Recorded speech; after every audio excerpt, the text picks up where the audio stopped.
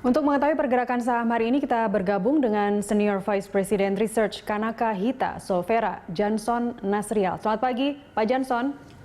Selamat pagi. Baik, kalau kita lihat tadi Pak, sekarang IHSG sudah berada di ujung level 6.000. Pergerakannya untuk hari ini seperti apa? Sepertinya IHSG masih mencoba mengetes support di area 5950 sampai 6000. Karena memang sebenarnya valuasi IHSG dari awal Januari hingga pertengahan Januari itu secara PE ratio sudah mencapai 16,7 kali untuk full year 2021.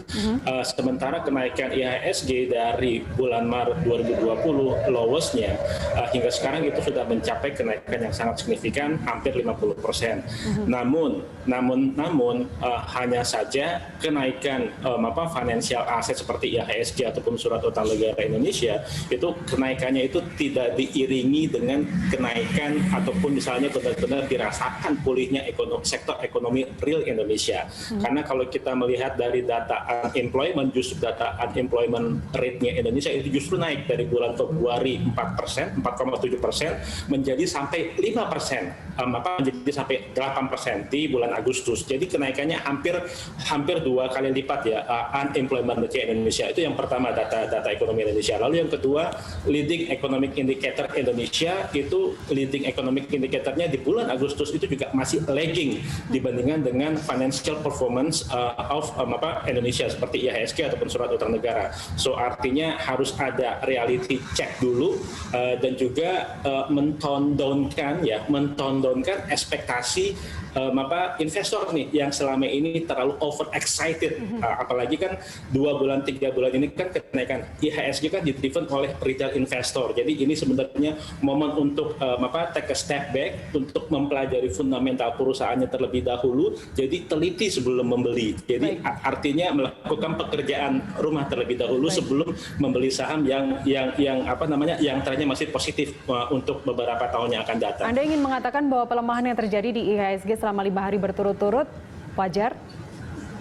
Ya, koreksi wajar sih, karena memang valuasinya juga sudah overstretch 16,7 kali untuk PE 2021. Jadi setidaknya IHSG akan mencoba disupport di 5950 sampai 6000. Ketika itu sudah tercapai, akan kenaikannya mungkin bisa agresif ke area 6150 sampai 6300. Nah, justru di momen pada weakness itu dimanfaatkan untuk buy on weakness. Baik, The Fed menahan suku bunga, Pak Johnson, apa dampaknya untuk IHSG?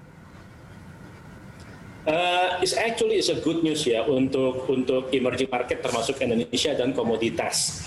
Komoditas khususnya seperti metal, nikel ataupun komoditas emas. Jadi apabila saham Antam seperti kodenya itu adalah ANTM melemah di area 2450 sampai 2500, itu boleh akumulasi buy on weakness dengan target price di 2900 karena memang permintaan nikel khususnya baterai mobil listrik itu permintaannya masih akan robust hingga setidaknya hingga 2030.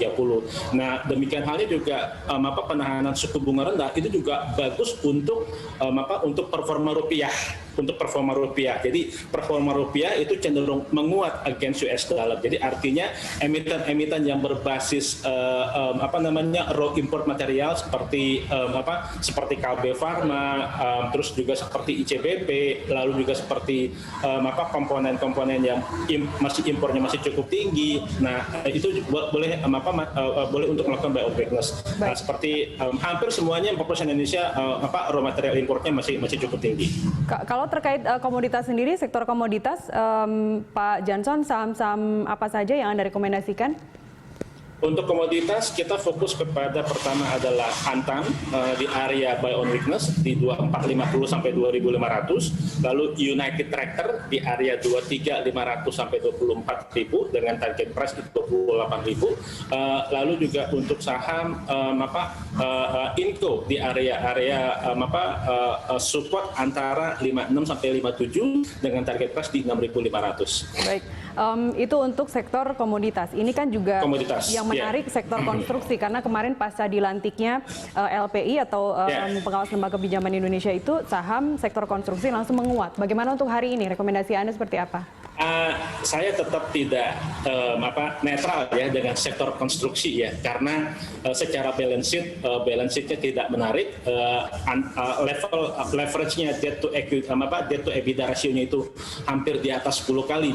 Jadi kalau secara balance sheet wise, kalau tidak ada perbaikan di balance sheet itu justru sektor yang buat kita itu tidak menarik untuk saat ini. Jadi kalau misalnya ada yang pegang saham konstruksi itu sell on any strength.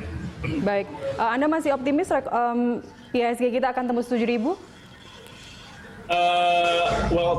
Target kita untuk di tahun 2021 adalah di 6.700. Jadi karena memang juga sebenarnya akan membentuk new high.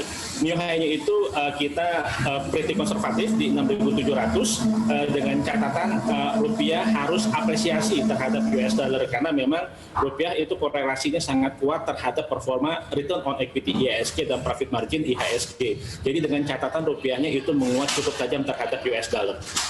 Baik, untuk terakhir Pak Johnson, rekomendasi Anda untuk selama tahun ini seperti apa rekomendasi sahamnya? Yang jelas yang pertama sektor perbankan, buy on weakness yaitu saham BBNI di level area support 5.800, 5.850 dengan target price 6.700. Lalu juga saham XCL di area support 2.280 dengan target price 2.700. Lalu saham sektor otomotif yaitu Astra International level area support antara 6.100 dengan target price 6.800. Baik, Senior Vice President Research Kanaka Hita Solvera Pak Johnson Nasrial, terima kasih telah bersama kami pagi ini.